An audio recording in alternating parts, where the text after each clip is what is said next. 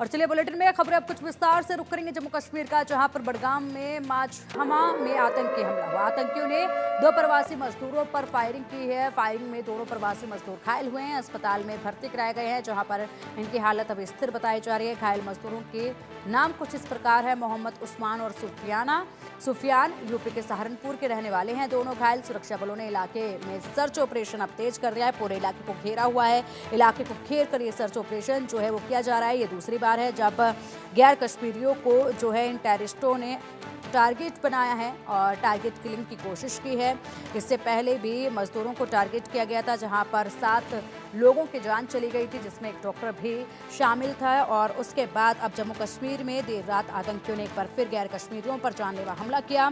बडगाम के मझामा गांव में आतंकियों ने 2 गैर कश्मीरी लोगों को गोली मार दी। घायल सुफियान और उस्मान को तत्काल अस्पताल में भर्ती कराया गया।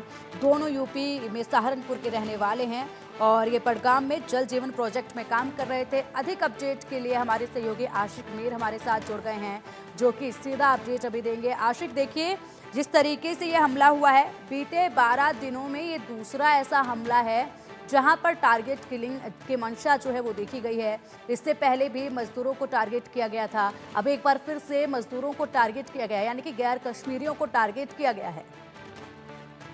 देखिए, बिल्कुल जिस हिसाब से लगातार जम्मू कश्मीर में एंटी टेरर ऑपरेशंस भी चलाए जा रहे हैं और इस बीच जो है नॉन लोकल मजदूरों पर फायरिंग की जा रही है, जिस हिसाब से जिस जगह पर हम इस समय मौजूद है, ये बडगाम माझामा का वही इलाका है जहां पर जल जीवन मिशन के तहत एक स्कीम बनाई जा रही थी आम लोगों की राहत रसानी के लिए। और मेरे पीछे आप ये तस्वीरें जो देख रहे हैं, यहाँ पर पाइप्स जो अभी बिछाई जा रही थी और इन्हीं पाइप पर जो ये गैर रियासती मजदूर जो है काम कर रहे थे। और बिल्कुल ये वो एग्जैक्ट स्पॉट है जहां की तस्वीरें मैं आपको दिखाना चाहूंगा। ये वो एग्जैक्ट स्पॉट है जहां पर इन दोनों मजदूरों को जो है गोलियां चलाई गई थी। और बिल्कुल फिलहाल इस इलाके में जो है पूरी तरह से सन्नाटा छाया हुआ है, क्योंकि लगातार जिस हिसाब से जम्मू कश्मीर में टारगेट किलिंग्स का सिलसिला एक बार फिर से शुरू हुआ है और आम लोग यहाँ पर डरे हुए हैं, क्योंकि कल शाम को बीती रात के अंधेरे में जो है इन मजदूरों पर फायरिंग की गई है, जो यहाँ पर इस प्रोजेक्ट पर जो है काम कर रहे थे।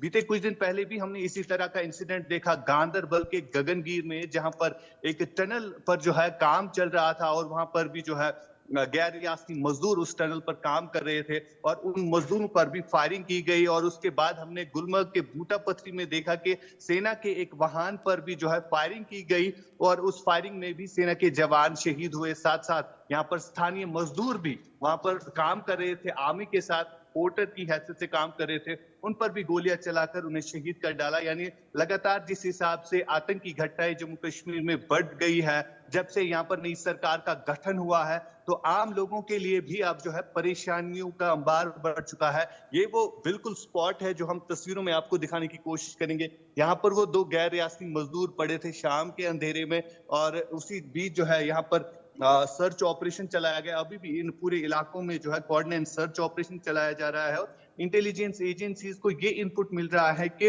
लगातार ऐसी आतंकी घटनाएं जो है आतंकी करने वाले हैं, जिसको लेकर सुरक्षा जो है इन पूरे इलाकों में बढ़ा दी गई है। मैं आपको तस्वीरों के जरिए दिखाना चाहूंगा, ये वो जल जीवन प्रोजेक्ट है जहां पर काम चल रहा था, यानी स्थानीय लोगों के लिए यहाँ पर राहत रसानी के लिए पानी की जो है स्कीम बनाई जा रही थी, वाटर सप्लाई स्कीम। और इसी वाटर सप्लाई स्कीम पर जो है ये मजदूर काम कर रहे थे और ये वो तस्वीर है जहां पर इन आतंकियों को जो है रात के अंधेरे में जो है गोलियां चलाकर इन्हें जख्मी कर दिया।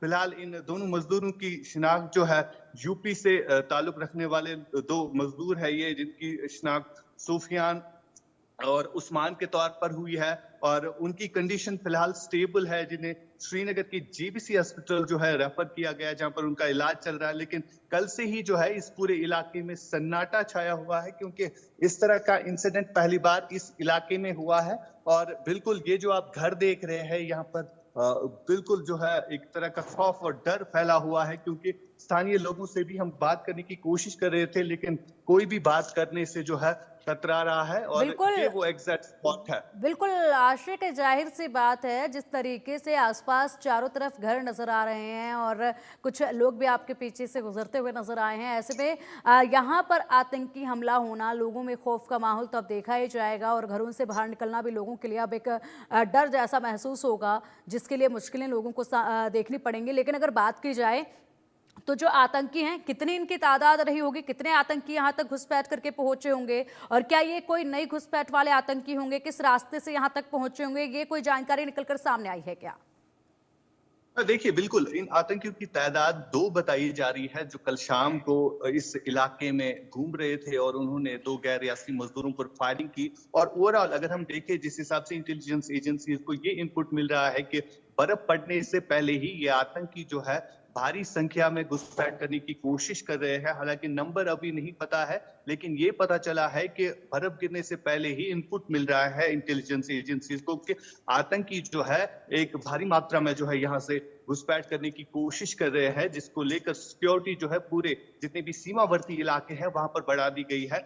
लेकिन एक कंसर्न सबसे बड़ा ये अब देखने को मिल रहा है कि सोशल मीडिया एप्स के थ्रू जो है आतंकी अब रिक्रूटमेंट कर रहे हैं और इसी रिक्रूटमेंट का नतीजा जो है लगातार कई सारे ओजीडब्ल्यूज को भी गिरफ्तार किया गया है, जिनके कब्जे से भारी असला और गोला बारूद भी अभी तक बरामद हुआ है। और उनसे जो है खुलासा हुआ है कि उन्हें जो रिक्रूट किया जा रहा है वो सोशल मीडिया कुछ एप्स है, जिनके जरिए उनको पाकिस्तान बेस्ड टेरर हैंडलर्स जो है वो वर्गलाते हैं। और कई सारे ओजीडब्ल्यूज को अभी तक गिरफ्तार भी किया गया है और लगातार जो है एक बार फिर से नेटवर्क को बढ़ाने की कोशिश ये आतंकी संगठन कर रहे हैं। और नई नई जो लश्कर के ऑफशूट्स हैं, चाहे हम टीआरएफ की बात करें या पीएफएफ की बात करें, ये नई नई वो तंजीमें हैं जो कि लश्कर तैयबा टेरर आउटफिट से वाबस्ता है।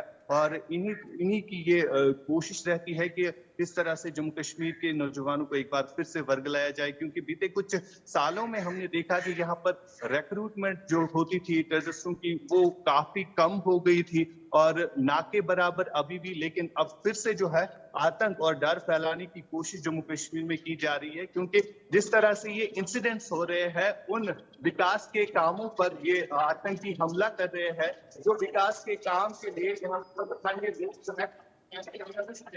और नई नई टनल्स बनाए जा रहे हैं, हाईवेज बनाए जा रहे हैं, रोड बनाए जा रहे हैं, इसी तरह वाटर सप्लाई हॉस्पिटल। तो इन प्रोजेक्टों पर आतंकियों का हमला करना और इन मजदूरों पर आतंकियों का हमला करना, ये कहीं ना कहीं एक बड़ा कंसर्न जो है अब बनता जा रहा है तमाम सचिव। अगर हम सिक्योरिटी या गवर्नमेंट लेवल की बात करें, और नई सरकार का गठन भी हुआ है, साथ साथ अब उनके लिए भी काफी चैलेंजिंग रहेगा कि किस तरह से इस सिचुएशन को टैकल किया जाए। फिलहाल लगातार इन आतंकियों को रोकने के लिए जो है एंटी टेरर ऑपरेशंस पूरे जम्मू कश्मीर में चलाए जा रहे हैं। बिल्कुल आशिक, और जाहिर सी बात है जिस तरीके से जिस इलाके को टारगेट यहाँ पर किया गया है और यहाँ पर काफ़ी तादाद में घर देखे जा रहे हैं, ऐसे में सेना के लिए यहाँ पर सर्च ऑपरेशन चलाना भी काफ़ी मुश्किलों का सामना करना पड़ रहा होगा। जिस तरीके से यहाँ पर लोग रह रहे हैं उनका भी ख्याल रखना है और इसी के साथ साथ इन आतंकियों को भी ढूंढ निकालना है, जिन्हें ढेर करने की सबसे ज़्यादा ज़रूरत इस वक्त महसूस हो रही है। फिलहाल शुक्रिया आशिक, आप नजर बनाए रखेगा, अपडेट आपसे हम लेते रहेंगे।